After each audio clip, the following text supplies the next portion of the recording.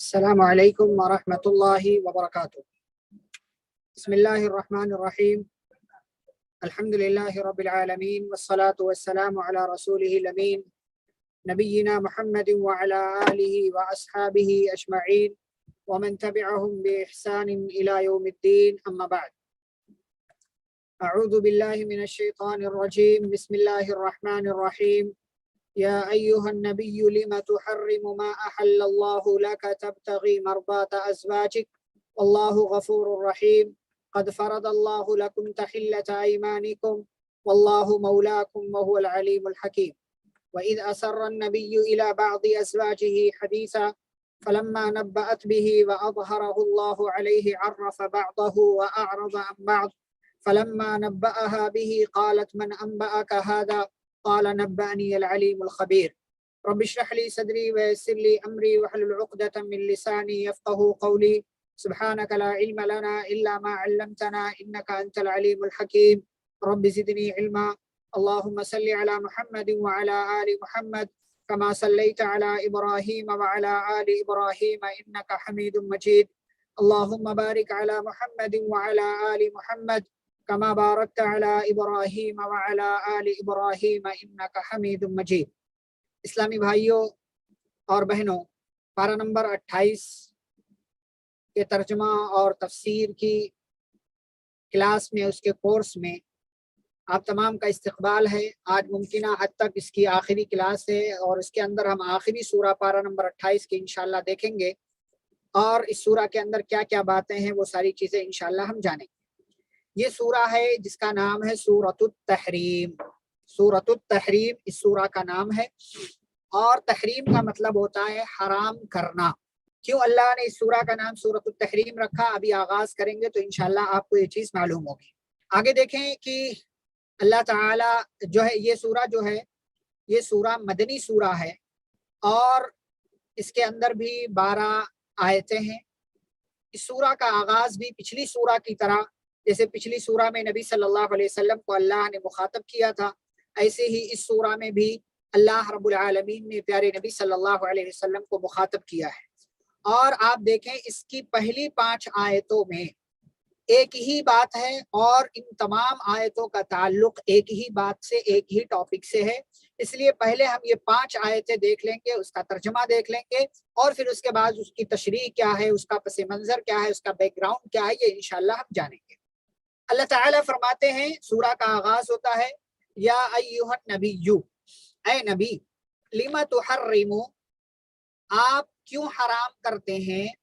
ما احل اللہ لک، اس چیز کو جس کو اللہ نے آپ کے لیے حلال کیا ہے، تبتغی، آپ چاہتے ہیں، مرضات ازواجک، اپنی بیویوں کی خوشی، اپنی بیویوں کی رضامندی چاہتے ہیں، واللہ غفور الرحیم، اور اللہ بخشنے والا، رحم کرنے والا ہے۔ قد فرض اللہ لکم تحلۃ ایمانکم، یقیناً اللہ نے تم سب کے اوپر فرض کیا ہے تحلۃ ایمانکم، اپنی ناجائز قسموں کو توڑنا۔ یعنی اگر کسی غلط چیز کی قسم کھا لیں تو اس کو پورا نہیں کریں گے، بلکہ اس کا کفارہ ادا کریں گے۔ تو اسی چیز کو اللہ نے کہا کہ اللہ نے تمہارے اوپر تمہاری قسموں کو حلال کرنا یا اس کو توڑنا فرض قرار دیا ہے۔ واللہ مولاکم، اور اللہ تمہارا مولا ہے، تمہارا کارساز ہے، تمہارا کام بنانے والا ہے۔ وَهُوَ الْعَلِيمُ الْحَكِيمُ، اور وہ جاننے والا، حکمت والا ہے۔ وَإِذْ أَسَرَّ النَّبِيُّ إِلَى بَعْضِ أَزْوَاجِهِ حَدِيثًا، اور جب نبی صلی اللہ علیہ وسلم نے چھپایا اپنی بعض بیویوں سے، حدیثاً، ایک بات، جب نبی صلی اللہ علیہ وسلم نے اپنی بیویوں میں سے کسی ایک بیوی سے ایک بات چھپا کر کہی، یعنی ان کے سامنے کوئی راز بیان کیا، فلما نبأت به، اور اس بیوی نے اس کو کسی اور جو ہے بیوی کے سامنے جا کر کے بیان کر دیا، وَأَظْهَرَهُ اللَّهُ عَلَيْهِ، اور اللہ نے اس کو نبی پر ظاہر کر دیا کہ تمہاری بیوی نے جس کو تم نے رازدار بنایا تھا، اس نے جا کر کے آپ کی کسی اور بیوی سے یہ چیز بیان کر دی ہے۔ عرف بعضه واعرض عن بعض، اللہ تعالیٰ آگے کہتے ہیں تو اس نے اس میں سے کچھ اس بیوی کو جتایا اور کچھ ٹال دیا، یعنی بعض باتیں جو ہے بتایا اور بعض باتوں سے منہ موڑ لیا۔ فلما نبأها به، اور جب نبی صلی اللہ علیہ وسلم آئے اور اس بیوی سے جس کو راز کی بات بتایا تھا اس سے کہا کہ مجھے پتا چل گیا ہے کہ تم نے یہ بات جا کر کے دوسری بیوی کو بیان کر دیا ہے، قالت، تو اس بیوی نے کہا من انبأک ھذا، آپ کو یہ اس چیز کی خبر کس نے دی؟ قالا، تو پیارے نبی صلی اللہ علیہ وسلم نے کہا نبأنی العلیم الخبیر، مجھے یہ بات جاننے والے اور خبر رکھنے والے نے بتائی ہے، یعنی اللہ رب العالمین نے بتائی ہے۔ پھر اس کے بعد آگے دیکھیں ان تتوبا الی اللہ، اگر تم لوگ یعنی اگر تم دونوں، یعنی ایک وہ بیوی جس کے سامنے راز بیان کیا تھا اور دوسری والی بیوی، ابھی وہ واقعہ آئے گا تو انشاءاللہ بات سمجھ میں آئے گی۔ اگر تم دونوں اللہ سے توبہ کر لو تو یہ تمہارے لیے بہتر ہے۔ کیوں؟ فقد صغت قلوبکما، اس لیے کہ تمہارے دل حق سے، سچائی سے ہٹ گئے ہیں۔ وَإِن تَظَاهَرَا عَلَيْهِ، اور اگر تم دونوں اس نبی کے خلاف ایک دوسرے کی مدد کرو، یعنی غلط کام پر ایک دوسرے کا تعاون کرو نبی پاک صلی اللہ علیہ وسلم کے مقابلے میں، تو اللہ تعالیٰ کہتے فَإِنَّ اللَّهَ، تو بے شک اللہ ہوا مولاہ، وہی اللہ جو ہے نبی کا مولا ہے، وَجِبْرِيلُ، اور جبریل علیہ السلام بھی جو ہے اس کے دوست ہیں، وصالح المؤمنین، اور تمام نیک مومنین جو ہے وہ بھی نبی صلی اللہ علیہ وسلم کے دوست ہیں، والملائکۃ بعد ذلک ظہیر، اور تمام فرشتے اس کے بعد نبی پاک صلی اللہ علیہ وسلم کے مددگار ہیں۔ عسى ربه ان طلقكن، امید ہے کہ ان کا رب یعنی نبی صلی اللہ علیہ وسلم کا رب، ان طلقكن، اگر وہ نبی تم سب عورتوں کو طلاق دے دیں تو امید ہے ان کا رب ان یبدلہ ازواجا خیرا، کہ ان کو دوسری بہتر بیویاں بدل کر کے دے، منکنہ، تم سے بہتر جو ہوں، خیرا منکنہ، جو تم سے بہتر عورتیں ہوں، اور وہ کیا ہوں، ان کے اندر کیا خوبیاں ہوں، مسلمات، وہ مسلمان ہوں، مومنات، مومنہ ہوں، قانتات، فرما بردار ہوں، تائبات، توبہ کرنے والی ہوں، عابدات، عبادت کرنے والی ہوں، سائحات، روزہ رکھنے والی ہوں، سیبات، سیبہ ہوں یعنی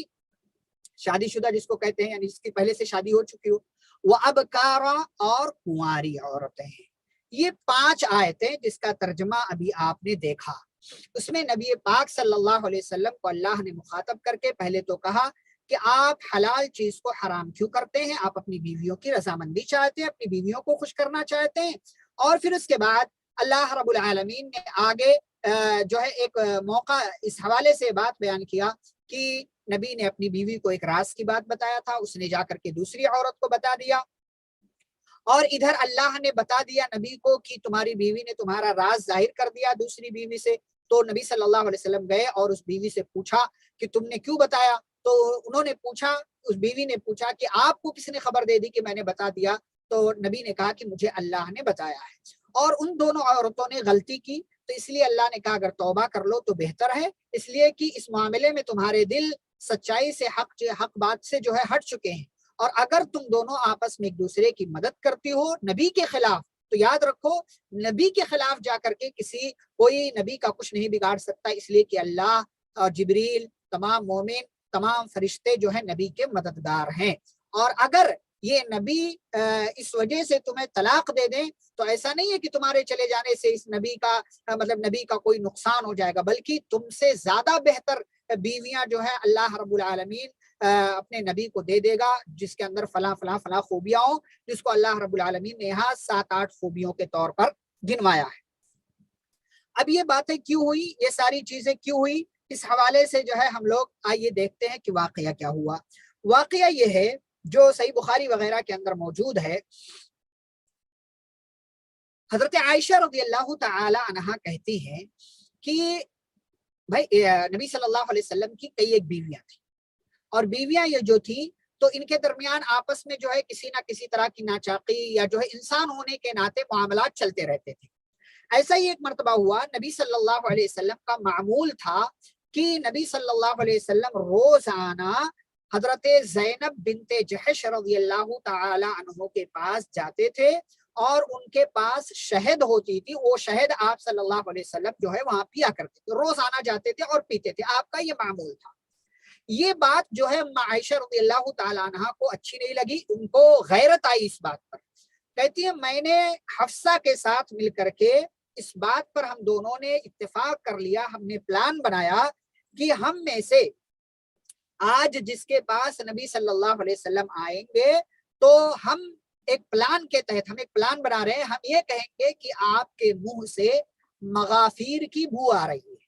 اب مغافیر کیا ہے؟ مغافیر ایک پھول ہے یا ایک پودا ہے جس کی جو ہے خوشبو اچھی نہیں سمجھی جاتی، جس کی خوشبو اچھی نہیں سمجھی جاتی، اس لیے اسی کا نام لیا کہ ہم لوگ ایسا کہیں گے۔ چنانچہ نبی صلی اللہ علیہ وسلم جب آئے تو نبی صلی اللہ ان دونوں میں سے کسی ایک کے پاس، تو نبی صلی اللہ علیہ وسلم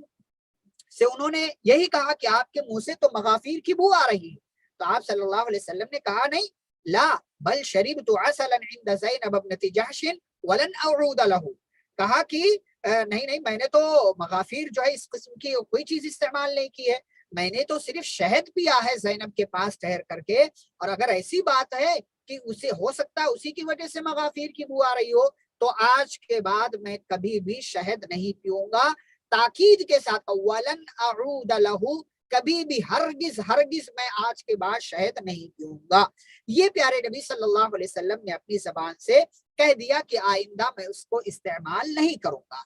یہ بات پیارے نبی صلی اللہ علیہ اچھا یہ بات رازداری کے ساتھ نبی نے کہی تھی اس بیوی کے سامنے جس نے کہا تھا کہ آپ کے منہ سے مغافیر کی بو آ رہی ہے، لیکن انہوں نے جا کر کے اپنی پارٹنر سے، یعنی جو ان دونوں کے درمیان بات چیت ہوئی تھی، ان کے پاس جا کر کے یہ بات بیان کر دی کہ نبی کے ساتھ ہم نے ایسا کر دیا، یہ ساری چیزیں، حالانکہ نبی نے کہا تھا کہ اس کو کسی سے نہیں بتانا کہ میرے منہ سے مغافیر کی بو آ رہی ہے، یا میں نے جو ہے شہد کو اپنے اوپر حرام کر لیا ہے، یا شہد آج کے بعد میں استعمال نہیں کروں گا، یہ بات جا کر کے کسی کو بیان نہیں کرنا۔ اللہ رب العالمین نے قرآن مجید کی آیتیں نازل کر دی،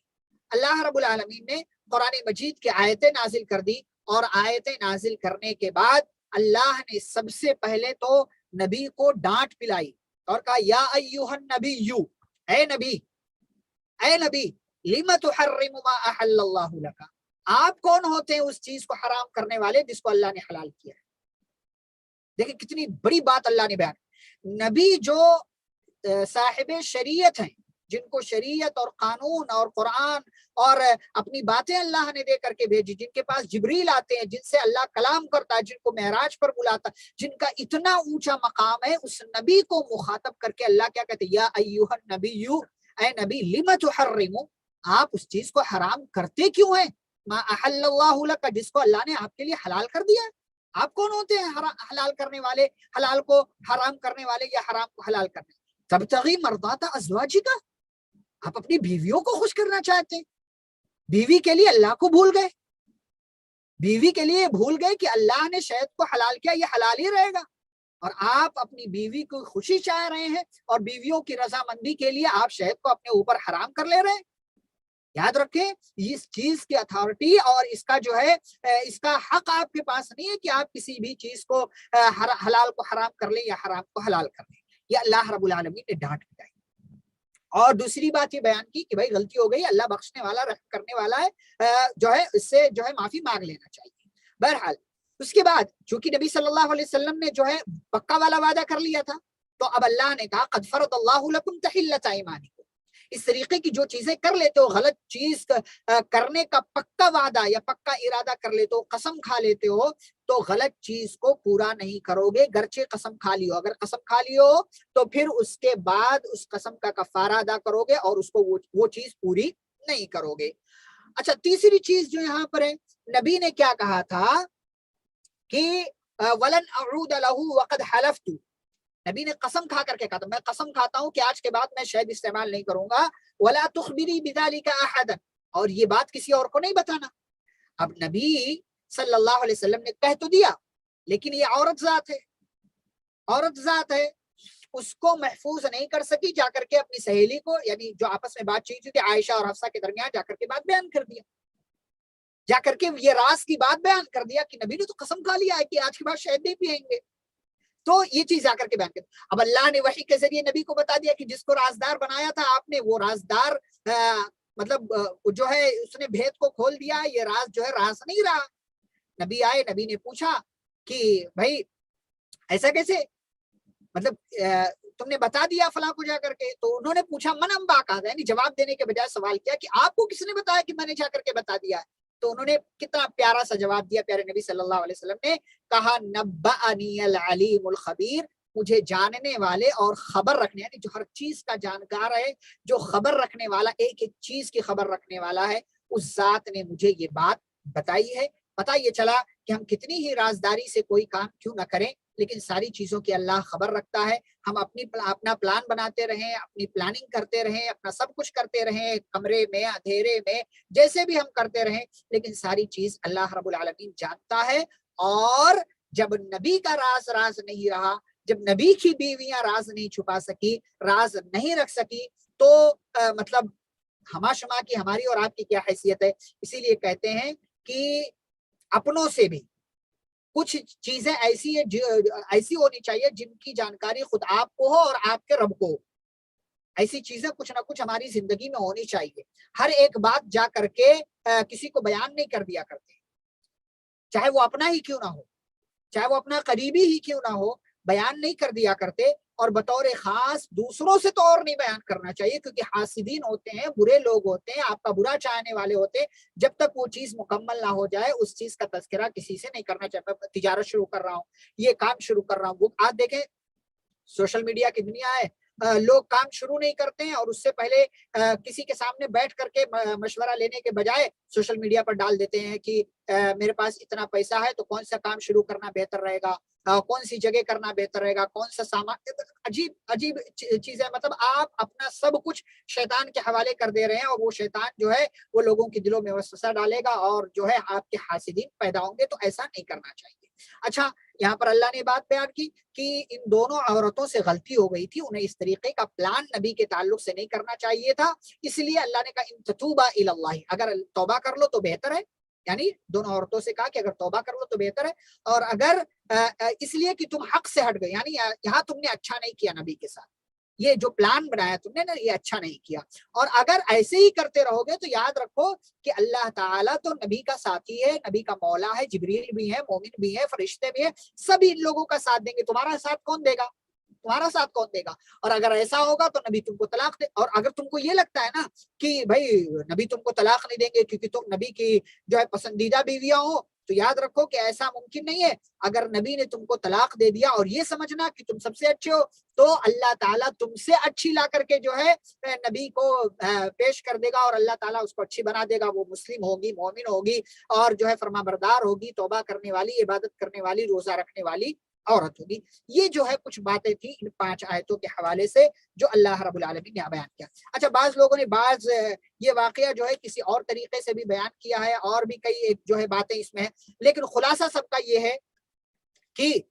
دیکھیں کہ حلال کو حرام کرنا یا حرام کو حلال کرنا اس کا اختیار نبی کو بھی نہیں تھا۔ اللہ نے کسی چیز کو حلال کہا، نبی نے کہا حلال ہے، اللہ نے کسی چیز کو حرام کیا، نبی نے امت کو بتا دیا کہ یہ چیز حرام ہے، یہ چیز حرام ہے۔ اسی لیے اللہ نے سورۃ النحل کی ایک آیت میں کہا وَلَا تَقُولُوا لِمَا تَصِفُ أَلْسِنَتُكُمُ الْكَذِبَ هَذَا حَلَالٌ وَهَذَا حَرَامٌ، کہ کسی بھی چیز کے بارے میں اپنی زبان کو فٹافٹ ہلا کر کے نہ کہہ دو کہ یہ چیز حلال ہے، یہ چیز حرام ہے۔ کیوں؟ لِتَفْتَرُوا عَلَى اللَّهِ الْكَذِبَ، کیونکہ ہو سکتا ہے تم اللہ تعالیٰ پر جھوٹی بات کہہ دو، کسی حرام کو حلال کہہ دو یا کسی حلال کو حرام کہہ دو، اور جو ایسا کرے گا تو وہ کبھی بھی کامیاب نہیں ہوگا۔ ہاں، اس کے بعد آیت نمبر 6 دیکھتے ہیں، جو بڑی مشہور آیت ہے جس کو ہم بار بار سنتے رہتے ہیں، اور اس آیت کے اندر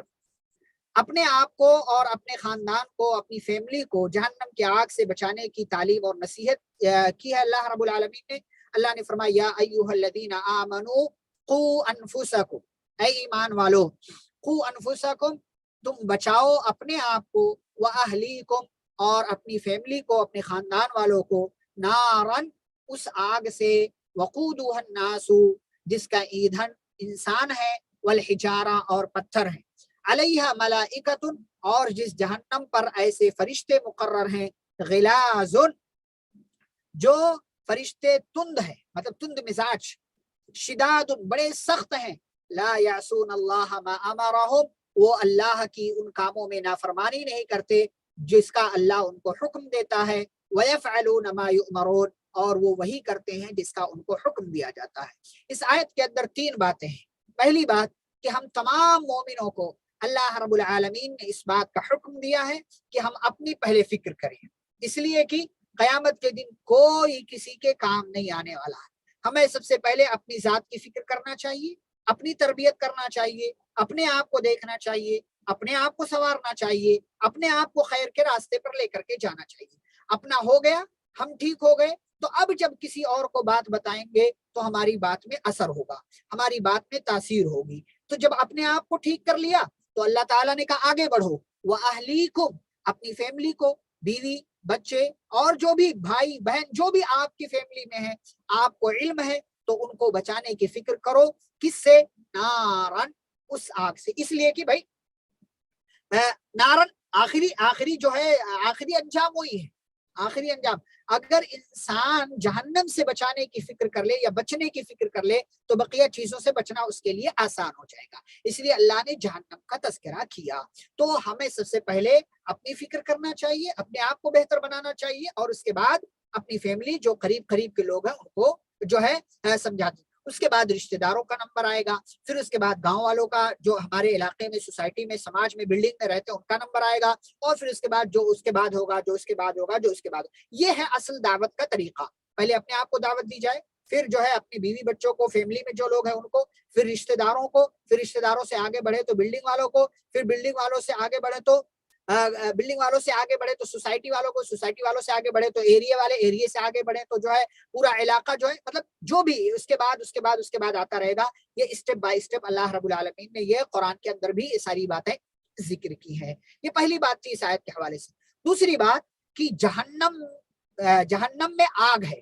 اور اس آگ کو جلانے کے لیے ایندھن کے طور پر، جیسے دنیا کے اندر لکڑی وغیرہ کا استعمال کیا جاتا ہے ایندھن کے لیے، مطلب آگ جو ہے باقی رکھنا ہے تو اس میں لکڑی آپ ڈالتے رہے، نہیں ڈالیں گے تو پھر کیا ہوگا کہ وہ آگ بجھ جائے گی۔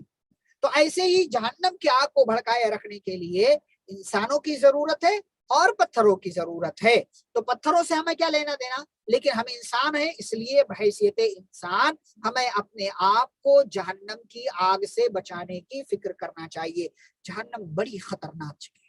بڑی خطرناک جگہ ہے، فکر کرنا چاہیے۔ اللہم انی اعوذ بک من عذاب جہنم، پناہ مانگنا چاہیے، اللہ میں تیری پناہ چاہتا ہوں جہنم کے عذاب سے۔ ربنا اصرف عنا عذاب جہنم، اے اللہ ہم سے جہنم کے عذاب کو پھیر دے۔ ان عذابها کان غراما، اس کا عذاب بڑا جو ہے بہت بھاری بوجھ ہے، چھا جانے والا ہے۔ انہا ساعت مستقرا و مقاما، جہنم جو ہے ٹھہرنے کے اعتبار سے بڑی بری جگہ ہے، بڑا برا ٹھکانہ ہے۔ جہنم سے پناہ مانگتے رہیے۔ جہنم بڑی بری، بڑی گندی جگہ ہے، اور وہ کافروں کے لیے اور جو ہے شیطان قسم کے لوگوں کے لیے اللہ نے تیار کیا ہے۔ یہ دوسری بات۔ تیسری بات، اسے جہنم پر اللہ رب العالمین نے فرشتے مقرر کیے ہوئے ہیں، فرشتے مقرر کیے ہوئے ہیں، الگ الگ فرشتوں کو الگ الگ ذمہ داری اللہ رب العالمین نے دے رکھا ہے۔ کچھ فرشتے کسی کو سزا دے رہے ہوں گے، کچھ کسی کو، کچھ کسی کو، کچھ کسی کو، کچھ کا کام قبر سے شروع ہو جاتا ہے، کچھ کا کام اس کے بعد شروع ہوگا، کچھ کا کام جہنم کے اندر شروع ہوگا۔ یہ سارے فرشتے جو ہیں وہ الگ الگ ذمہ داریوں پر لگے ہوئے ہیں، اور ان فرشتوں کی خوبیاں اللہ نے کیا بیان کی، فرمایا جس کا اللہ حکم دے دے تو پھر نافرمانی نہیں کرتے، اور وہی کرتے ہیں جس کا ان کو حکم ملتا ہے، جس کا آرڈر ان کو پاس کر دیا جائے تو انسانوں کی طرح یہ نافرمانی نہیں کرتے، بلکہ جس کا حکم دے دیا جاتا ہے یہ وہ سارے کام کر گزرتے ہیں۔ اس لیے ہمیں ہمیشہ اللہ رب العالمین سے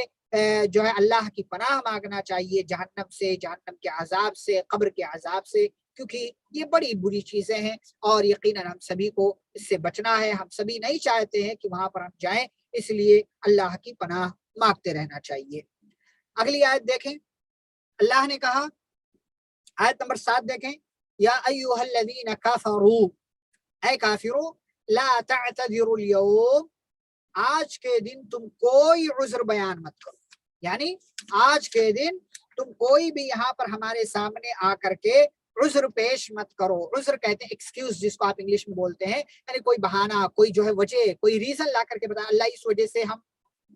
تیرے راستے پر نہیں آ سکے، اس وجہ سے، فلاں کی وجہ سے، فلانے پیر اور فلاں کی وجہ سے۔ اللہ تعالیٰ کہتے کوئی عذر آج قابل قبول نہیں، کوئی عذر آج قابل قبول نہیں ہے، اور اسی لیے سارے پیر مرید جو ہے وہ وہاں پر لڑیں گے، جس کو اللہ نے مختلف جگہوں پر بیان کیا ہے۔ آگے اللہ کہتے ہیں انما تجزون ما کنتم تعملون، بے شک تم کو بدلہ دیا جائے گا اس چیز کا، ما کنتم تعملون، جو تم کرتے تھے، یعنی یہ لوگ جو کچھ بھی عمل کرتے تھے اسی کا بدلہ ان کو دیا جائے گا۔ اللہ تعالیٰ گویا کہ اس میں تسلی بھی دے رہے ہیں کہ تم کو گھبرانے کی ضرورت نہیں ہے، اس لیے کہ جو کر کے آئے ہو اسی کا بدلہ ملے گا، ظلم ذرہ برابر بھی نہیں کیا جائے گا۔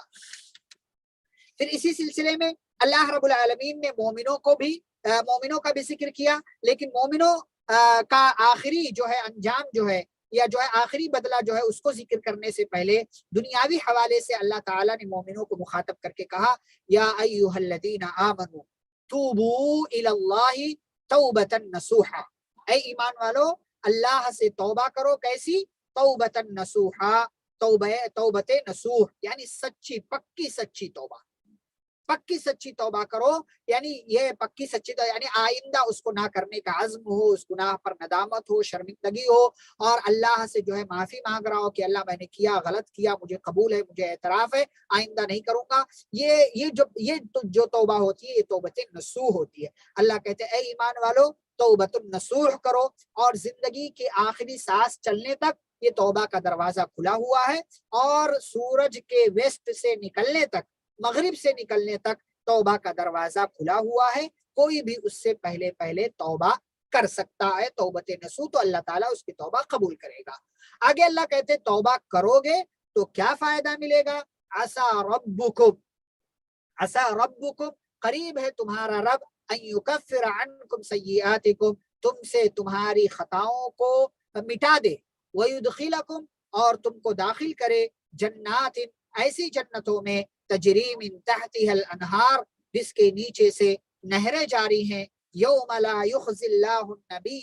جس دن اللہ تعالی نبی کو رسوا نہیں کرے گا، والذین آمنوا معہ، اور ایمان والوں کو جو نبی کے ساتھ ہے ان کو رسوا نہیں کرے گا، نورہم یسعی بین ایدیہم، ان کی روشنی یعنی ایمان والوں کی ایمان کی روشنی، یسعی بین ایدیہم، ان کے سامنے، وبایمانہم، ان دونوں کا معنی ایک ہے، یعنی بین ایدیہم وبایمان، ان کے سامنے دوڑ رہی ہوگی ان کے ایمان کی روشنی، یقولون، یہ ایمان والے کہہ رہے ہوں گے، ربنا، اے ہمارے رب، اتمم لنا نورنا، تو ہمارے لیے ہمارے نور کو مکمل کر دے، واغفر لنا، اور اگر یہ غلطی رہ گئی ہو تو اے اللہ ہمیں معاف کر دے، انکا علی کل شیء قدیر، اے اللہ بے شک تو ہر چیز پر قادر ہے۔ تو اس آیت کے اندر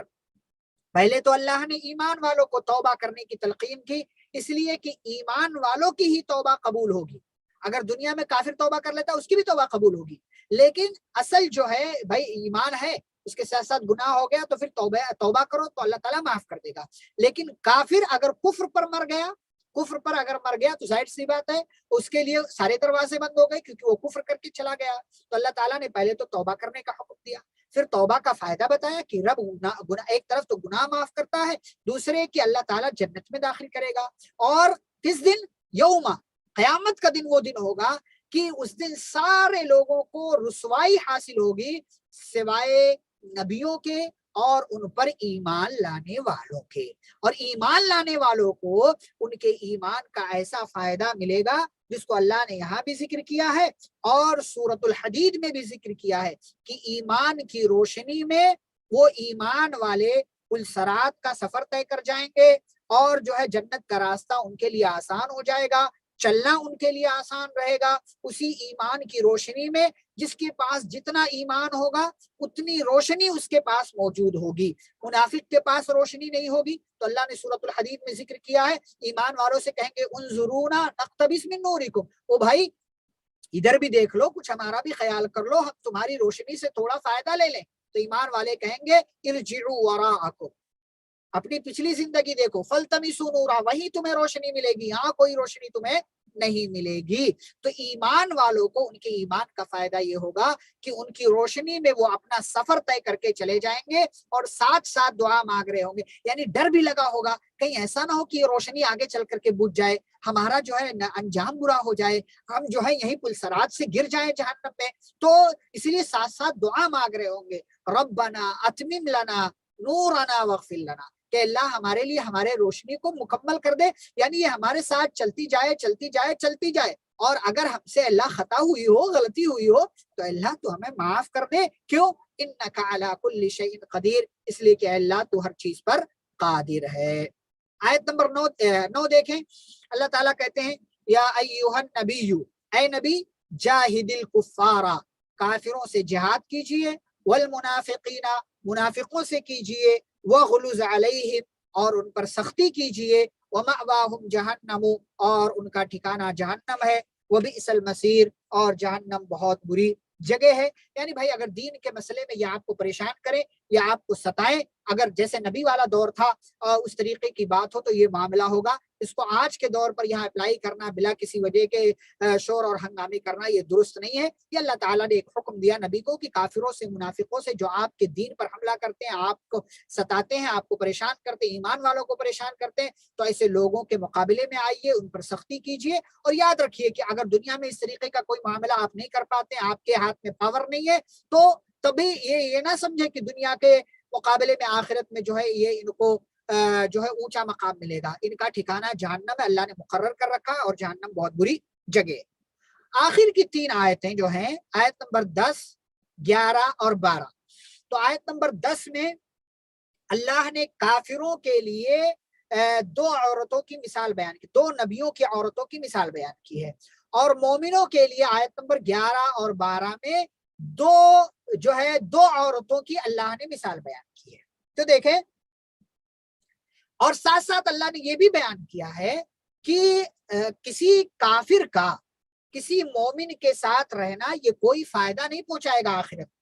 آخرت میں کوئی فائدہ نہیں پہنچائے گا۔ یعنی اگر کوئی کافر شخص کسی مومن کا کتنا ہی قریبی کیوں نہ ہو، لیکن قریبی ہونے کا فائدہ آخرت میں اس کو نہیں ہوگا اگر اس کے پاس ایمان کی دولت نہیں ہے۔ اللہ تعالیٰ کہتے ہیں ضرب اللہ مثلا للذین کفروا امرأۃ نوح وامرأۃ لوط، اللہ تعالیٰ نے مثال بیان کی ہے کافروں کے لیے، کس کی؟ امرأۃ نوح، نوح علیہ السلام کی بیوی، وامرأۃ لوط، اور لوط علیہ السلام کی بیوی۔ نوح علیہ السلام جانتے ہیں، لوط علیہ السلام، دونوں نبی ہیں، دونوں پیغمبر ہیں۔ اللہ تعالیٰ نے ان کو نبی اور رسول بنایا۔ اللہ تعالیٰ کہتے ہیں کانتا تحت عبدین من عبادنا صالحین، یہ دونوں عورتیں ہمارے 2 نیک بندوں کے تحت تھی، یعنی ان کی زوجیت میں تھی، ان کی بیوی تھی۔ پھر کیا ہوا؟ فخانتاہما، ان دونوں عورتوں نے ان اپنے مردوں سے، یعنی ان دونوں سے، یعنی نوح اور لوط سے خیانت کیا۔ اب خیانت کیا ہے؟ بھی میں آیت مکمل کر لوں، اس کے بعد آتا ہوں۔ خیانت کیا، فلم یغنیا عنہما من اللہ شیئا، تو وہ دونوں یعنی نوح اور لوط یہ دونوں مل کر کے بھی اپنی اپنی بیویوں کو اللہ کی پکڑ سے ذرہ برابر بھی فائدہ نہیں دے سکے۔ وقیلا، اور قیامت کے دن کہا جائے گا ادخلوا النار مع الداخلین، کہ اے دونوں عورتوں تم بھی جہنم میں داخل ہونے والوں کے ساتھ داخل ہو جاؤ۔ یہ ہے جو اللہ نے کافروں کے لیے مثال بیان کی ہے، نوح علیہ السلام کی بیوی اور لوط علیہ السلام۔ یہ دونوں نبی ہیں، پیغمبر ہیں، رسول ہیں، ان کے بارے میں بیان کرنے کی ضرورت نہیں ہے کہ نبی نیک ہوتے ہیں، سب کو پتا ہے۔ ان دونوں کی جو بیویاں تھیں، دونوں کافر رہ گئیں، ایمان نہیں لائیں اپنے اپنے شوہر پر، یہ دونوں اپنے اپنے شوہر پر ایمان نہیں لائیں۔ کیا کیا اللہ نے؟ کیا کہا؟ فخانتاہما، ان دونوں نے خیانت کی۔ خیانت کس کو کہتے ہیں؟ ایک ہوتا ہے امانت، ایک ہوتا ہے خیانت۔ امانت کس کو کہتے ہیں؟ کوئی آپ کے پاس کچھ لا کر کے رکھ جائے تو آپ اس کی حفاظت کریں، جب مانگنے آئے تو واپس دے دیں، جیسے تھا ویسے ہی۔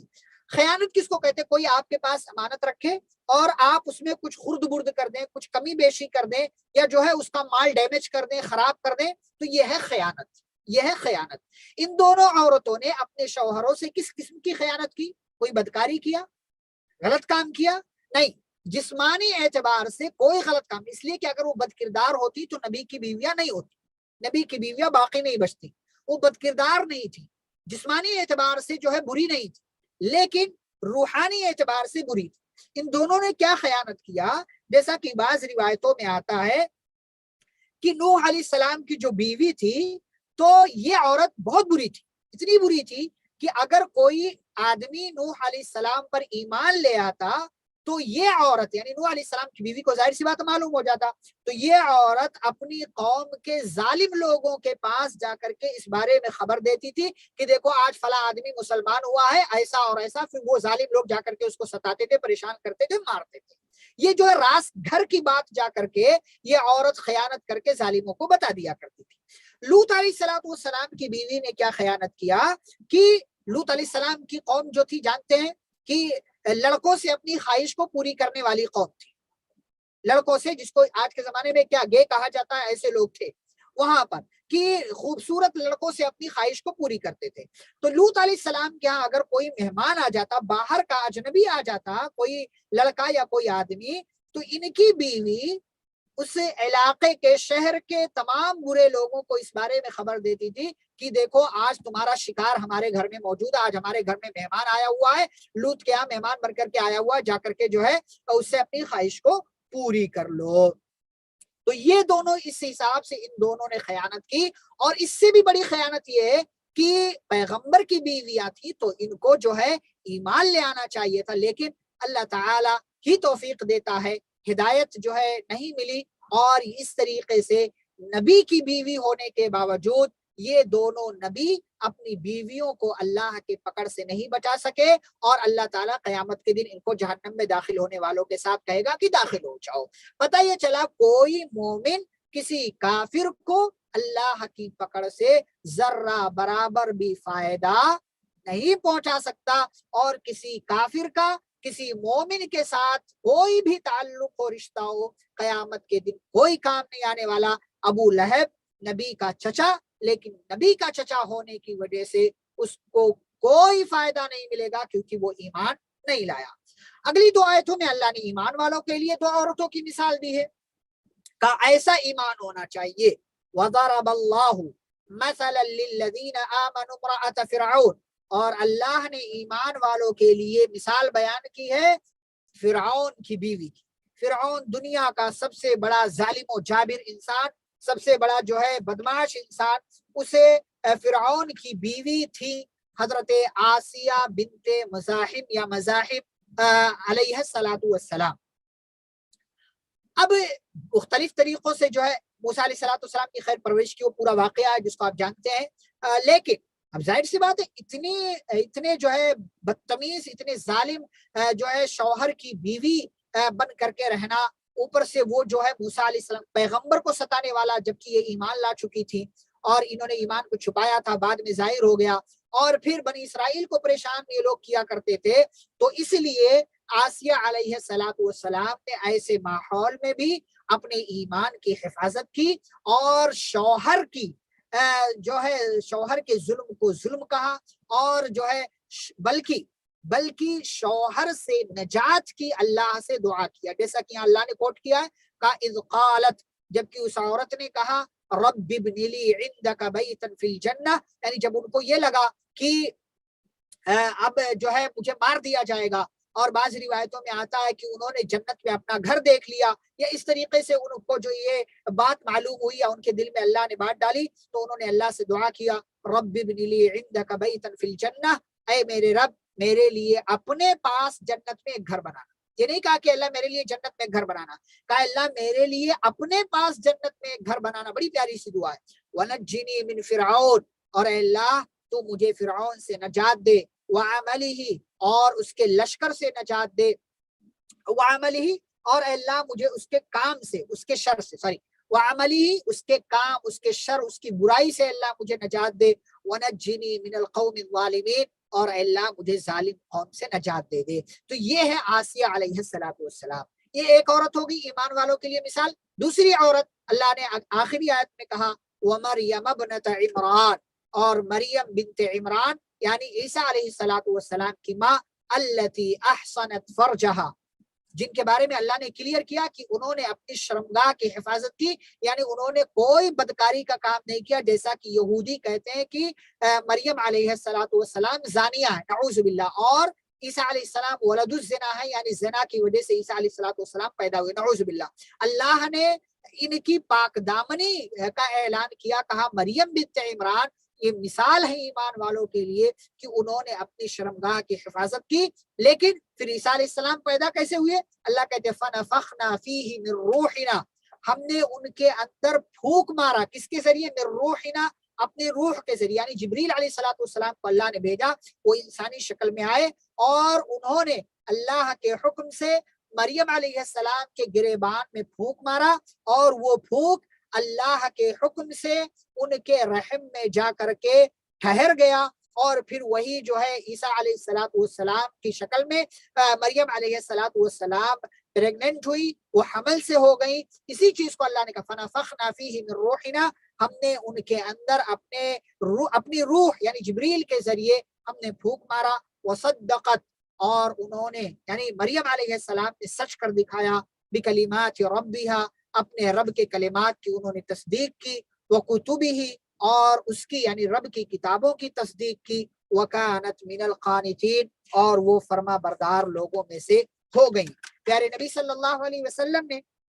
مختلف حدیث کے اندر اس بات کا تذکرہ کیا ہے، افضل نساء اہل الجنہ، جنت میں سب سے افضل خواتین کون سی ہیں؟ خدیجہ پیارے نبی کی پہلی بیوی، فاطمہ بنت محمد پیارے نبی صلی اللہ علیہ وسلم کی بیٹی، آسیہ بنت مزاحم فرعون کی بیوی تذکرہ آیا، اور مریم بنت عمران، یہ 4 عورتوں کا نبی صلی اللہ علیہ وسلم نے تذکرہ کیا ہے۔ اور ایک دوسری روایت کے اندر ہے کمل من الرجال کثیر، کہ مردوں میں سے تو بہت سارے لوگ جو ہے گریٹ ہوئے، کمپلیٹ ہوئے اور پرفیکٹ ہوئے ہیں، لیکن عورتوں میں سے بہت کم عورتیں ایسی ہوئی ہیں۔ پھر آپ نے نام لیا آسیہ کا، مریم کا، اور اسی طریقے سے خدیجہ کا، اور پھر اما عائشہ رضی اللہ تعالی عنہا کا پیارے نبی صلی اللہ علیہ وسلم نے نام لیا ہے۔ تو یہ جو ہے 2 خواتین مسلمانوں کے لیے بطور خاص، اور مسلمانوں میں بھی خواتین کے لیے بطور خاص، یہ دونوں عورتیں مثال ہیں کہ کس طریقے سے مختلف حالات میں، مشکل حالات میں انہوں نے اپنے ایمان کی، اپنے عقیدے کی، اپنی عزت کی، اور اپنی تمام تر چیزوں کی حفاظت کی۔ یہی لوگ مثال ہیں، اور اللہ یہ مثال دے کر کے بتانا چاہ رہے ہیں کہ اے ایمان والو، ان کے جیسا یعنی نوح اور لوط کی بیویوں کے جیسے مت بنو، بلکہ آسیہ اور مریم کی طرح بنو، کیونکہ یہی تمہارے لیے مثال ہے۔ ان کے جیسا بنو گے تو کامیابی ملے گی، ورنہ گرچہ کسی ایمان والے کے گھر میں پیدا ہو جاؤ، لیکن اگر کفر اور شرک پر رہو گے تو ایمان والے کے گھر میں پیدا ہونے سے، ایمان والا کا بیٹا اور بیٹی ہونے سے تمہیں نجات نہیں ملے گی، جیسے کہ نوح اور لوط کی بیوی کو نہیں ملنے والی۔ اس طریقے سے الحمدللہ یہاں پر پارہ نمبر 28 ہمارا مکمل ہوا، یہ سورہ مکمل ہوئی۔ مکمل 9 سورتوں کا تعارف، ترجمہ اور جو بھی ضروری چیزیں تھی اللہ کے فضل و کرم سے اپنی ٹوٹی پھوٹی زبان میں آپ تمام تک پہنچانے کی کوشش کی گئی۔ یہاں پر یہ کورس مکمل ہوتا ہے، اور آج کا یہ وقت بھی مکمل ہوتا ہے۔ باقی امتحان کس طریقے سے ہوگا، سوالات کس طریقے سے آئیں گے، اور آپ جانتے ہیں 2 اکتوبر کو انشاءاللہ اس کا ایگزام ہوگا۔